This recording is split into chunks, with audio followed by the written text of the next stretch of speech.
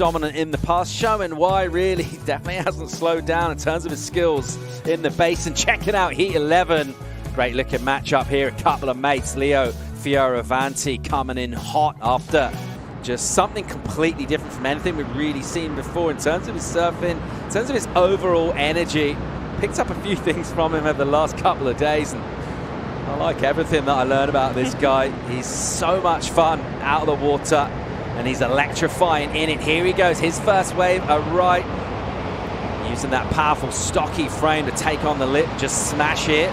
And again, just precision stuff, gets a couple of winds in the bottom turn. And that builds up the speed. And then after dealing with quite a crumbly lip throughout that, didn't really quite get the clean water there, Flick. Yeah, that lip definitely was affected by that wind for sure. But I mean, he was making, he was dealing with it really well, and I was pretty impressed to see that. Let's get down and have a chat with Toledo. He's with AJ. That'll be a weapon of a turn for him out here. It will be right now going left for the surfer out of Japan. Igarashi on the backhand into it. Couple of slices. Not trying to overdo it or do too much in the open in section. Then he'll grab that rail and stick it inside the pit, getting cover. And then out he comes, making that adjustment. And a stab, and then just a bit of air drop down, which makes it look more dynamic and cool. Just a little extra spicy. Recovering well after releasing that tail, and then again in for the Vish. Completely disappears here and gets a little too deep, gets consumed by it. On his mark, he's set, he's ready to go. Let's see what he can do. So no one doing major damage thus far. Kanoa in the 4-1-7 in for his last effort. So let's see what Leo's got here. Let's see if he can bring some of that swag from the North Shore over into the basin here at Surf Abu Dhabi. Been a really good fit for the basin in the past quarterfinals last time out in Lemoore. That was a really nice turn with speed. And again, just hammers that thing. And his spray will hang in the air for a while and just frame these maneuvers. Using the rail to just carve down and then snap the finish of the turn. Once again, just relentless as he'll go into the lip, and then he'll find cover here through the hollow section. This is the end bowl tube, which will provide him another section on the end. He'll get one clean, crisp hit. Thoughts are, nice opening wave, calm, collected, but I think he's leaving a little bit more meat on the bone. I feel like he can give it a bit more, and I think he's going to know that. But you know, when you take into consideration what the other scores are that are on the board, you know, you take into consideration Al's 3, Kanoa's 4.17. He's thinking, okay, if I just finish my wave, considering what the other guys have done here, I'm going to have, you know, sort of be out in front on this leaderboard. It was a nice measured approach. I mean, it was really well timed. Nice series of snaps. Hits that coping there really nicely. Slashes through that section. And, I mean, definitely this last little barrel here, he would have definitely wanted to be a little bit deeper. But, you know, completed wave. So it's going to feel good. Yeah, gets that finish. Just hammering it. And using that powerful physique to just displace loads of water. And that aggression from him is what served him well, particularly last time out. I thought he was just kind of relentless on his way to the quarters in Lemoore. A couple of years, 2 years ago that was. And just the physical aggression to match the wave.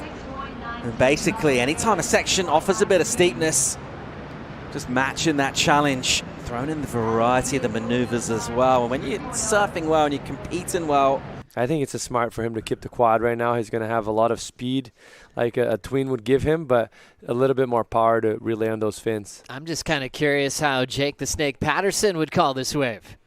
I'm not sure whose heart's beating faster, mine or his, but if I had to pick a wave for Kanoa, a little coping right like this, he's gone hard at this opening section. He's kind of missed the barrel, which I told him to do because it's not really barreling. He's not going top to bottom like I thought he would. What's he doing? He's nervous. He is super nervous. He needs to go throw his tail here. Yeah, that's more like it. Throw it again. Jam. He's going to get a barrel here. He's got to come out and do a punt. That was a pretty nice barrel. Something crazy. Oh. Air reverse. kind of missed a lot of sections there, unfortunately. Damn, I was expecting more.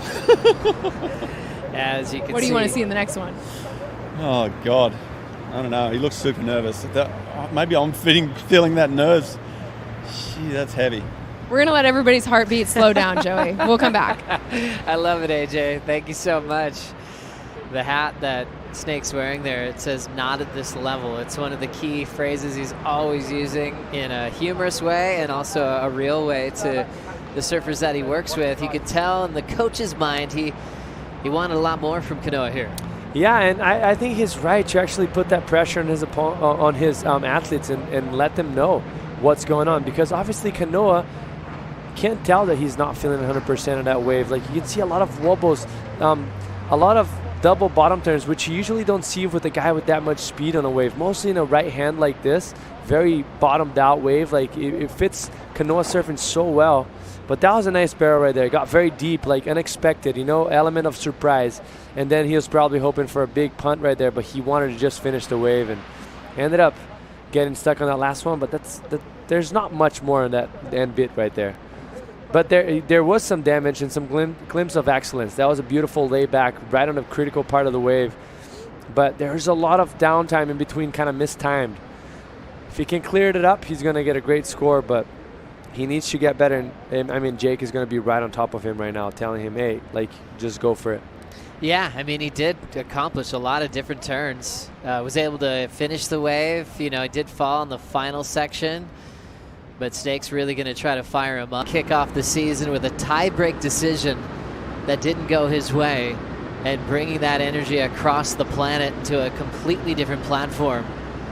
And now going for some backhand blows, ripping one right on the money. It was nice and vertical, hollow underneath his board before pulling into this section. Now it's back to maneuvers before it gets hollow again. Maybe 3 turns here. He's a little behind. He might have to change gears. He does fit in the 3rd maneuver. Now sets up the rail with plenty of time to make it out in front. On the wind-up, current world number 2 will get a 2nd maneuver and actually lose it on the finish. So Leo's opener, the 6.93, that was on his forehand, and a 3.91 on this left will get him out in front over Kanoa Igarashi. Yeah, just smart, solid surfing there for Leo. You're going to see this 3rd turn right here. It's going to get up and vertical.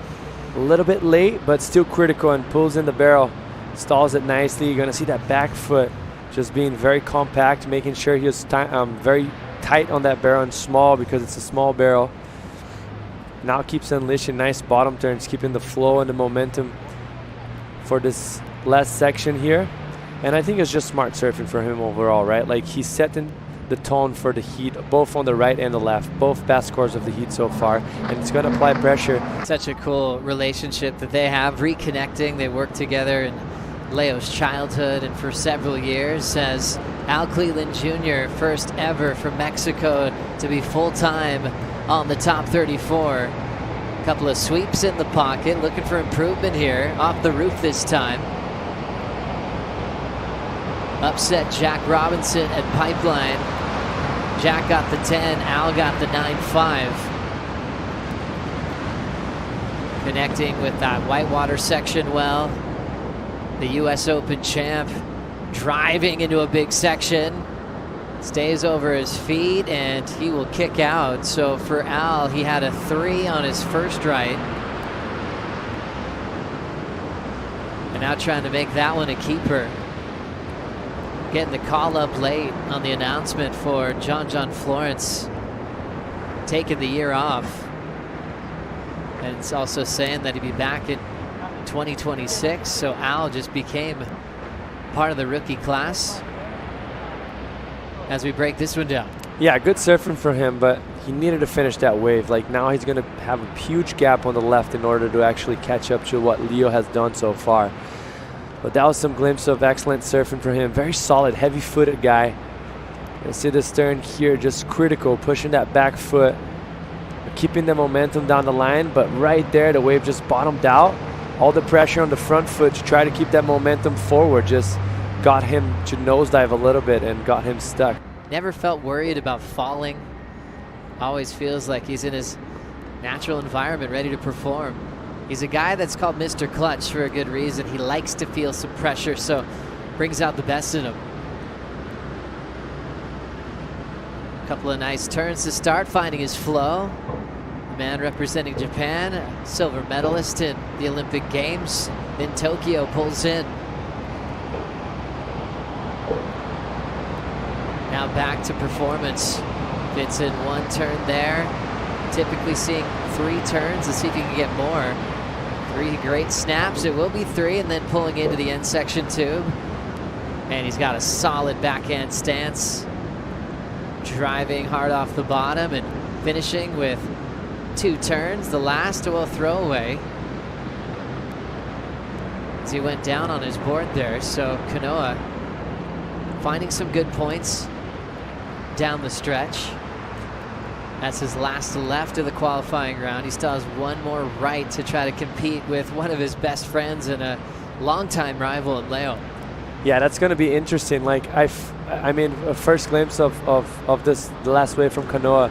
He was able to be a little bit more in front of what Leo did, and those bottom turns were drawn out a little bit more, so he put himself in a better pace through the wave. The entry of the barrel, though, was a little bit more on the safer side. Leo had that air drop into the pit, and then right here, he starts to do damage again. Look, bottom turns straight from the top to bottom.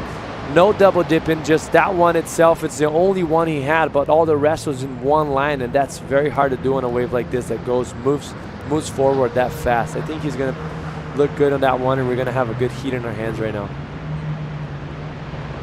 Fin throw to finish as he ran out of room on the inside, but Kanoa enjoying his day here in Abu Dhabi. Big day of competition on opening day as we see our rider up in motion, Leonardo Fioravanti, current world number 2, sweeping back into the pocket, driving hard through the lip line, now parking it in the pit. For improvement in his lead out front, he's got to do better than a 6.93 on this wave. Lean back into that arcing turn, blow tail in transition. The pace of this wave allows you to catch up to the pocket bit easier than in Lemoore, California. Drives into the pit, well done, gets the hair out of his face and frames that board towards the cement, but loses a big finishing move. But always has that exciting energy when he's competing in performance conditions. Trying to keep his flow alive as the current world number 2. You know, he's always been a child prodigy, growing up with guys like Jack Robinson, Leonardo, growing up with Kanoa Igarashi. Those guys have been a part of the WSL Final 5 in the past. Kanoa has a major win on tour. Jack has 7. Leo knows that it's his time. Yeah, no doubt about it. And just very strong surfing. It feels like he's fitter than he's ever been. You can see how much control he has on the board, and that's all because of the technique and muscles, like just pushing through a lot of water. See, once it again, just a lot of board control. And then right here, he gets pitted. No, one more turn, and then he's going to get pitted. And then he had to go big. In order for him to better that 6.93, he had to go for that massive punt on the end, or a tail blow kind of towards, like you mentioned, framing towards the concrete. You're going to see him landing into the flats all the way on that front foot, but just the tail of the board. Noah being well, for Leo being the only Italian on tour, the only Mexican is out. Kanoa's got some backup with Connor O'Leary. Getting down the line with a couple of verticals and now packing it. So it's that 3-turn scenario out the back, and going real deep on this one is Al Cleland Jr. ending his run in the qualifying round, and he'll be preparing for the night session later on today. Yeah, I feel like it's just a little bit of lack of knowledge off the wave right there, because he's one of the best tube riders in the world, but just both of the laps that he had just maybe stalling a little bit too early, and that the tube monster just getting the best of him. You see people mostly setting up and generating speed and then slowing himself down, but he's slowing himself down right off the bat, which if he comes out, that's going to be very impressive. But the problem is it doesn't really give you an opportunity for You got to be very lucky in order to get traction again. And it was all intentional before Kanoa was even born.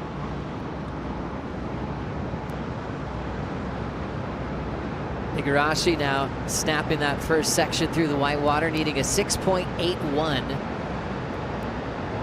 to take the lead off Leo.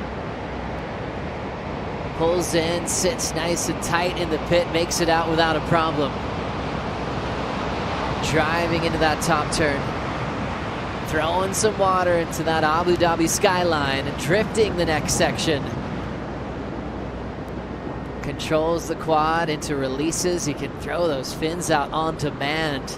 Pulls in, makes that section on the windup. Solid hack out front. One more with the fin throw. Controls it with the ground. Right there. That's what he was hoping for. Snake likes it. Goes his hands up next to Scotty Hammonds. They're going, is that enough? We'll see. He's already had a couple of sixes. Leo's got a couple of sixes. Now, is this a high enough six to change it? They've got a very similar scale with these two right now. I mean, I feel like if I was Leo right now, and he probably knows, like he's probably looking to better the 6.93, or sorry, the 6.17, because Leo's going on the left right now as we speak. So, how much difference does it make when you clean up the beginning of your wave and set you up with a lot of speed for the best part of the wave, which is right after the barrel? So Jesse, let's break down some of these sixes. That's the 6.93 from Leo and the last of Kanoa. Yeah, let's check that out. I feel like Leo gets a little bit better at the beginning of the wave. Like he had a little bit more drive throughout the turns and a little bit more aggressive. You see it, that was a bit sticky there for Kanoa. But then this is when Kanoa starts to flare up. Like you're gonna see him open up on this beautiful carve right here, and then he just sets himself up for success.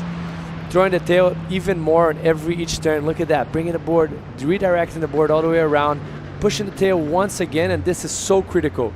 Big board slide, felt like he was gonna fall off, regroups, get deeper in the barrel, comes out and finish it off with a nice, strong maneuver and a blow tail. Like, I mean, what more can you ask for that wave as far as like keeping yourself under the lip and not above the lip? Beautiful technique right there from Kanoa, and what I think was most impressive was that board slide combination right before the barrel. Setting himself up with that surprise element. It's something that the judges are not expecting for it to happen. It makes them think that he's going to fall, but he regrouped it. Kanoa, just like Leo, they know about 5 or 6 languages. It's impressive. They talk to everyone in their own language. It's crazy. What a gift. But they earned it. Look at him go now. Leo, important ride here, needs a 6.95. Stalling, trying to put himself deep. Wants this tube to be purposeful. Now back to maneuvers. Nice hammer there, draws it with connectivity. Sweeping into a vertical section now. He's got to make this pit and hopefully finish with something big. He's out in front, laying low. Italian comes out. Big slap there. Now the final maneuver. He'll shut it down with a third bonus finish after the inside pit. And it'll come down to that last wave to see if he did enough to go straight to the round of 16. Chasing a 6.95. I knew we were going to be going back and forth, you know, like this is so impressive, like how much they're able to have themselves with the back against the wall and perform their best, and that's why they're best friends, you know. You you get the most out of each other, and for me that's personally the best left we had so far in this heat. As you see it right there, just very powerful. That board's gliding nicely, pushing so much water and redirecting the nose of the board almost every turn he had. Gets very deep in this section here on the barrel, slows himself down, and then right here starts doing damage again. Up and vertical, redirecting the nose once again, keeping the board on rail all the time.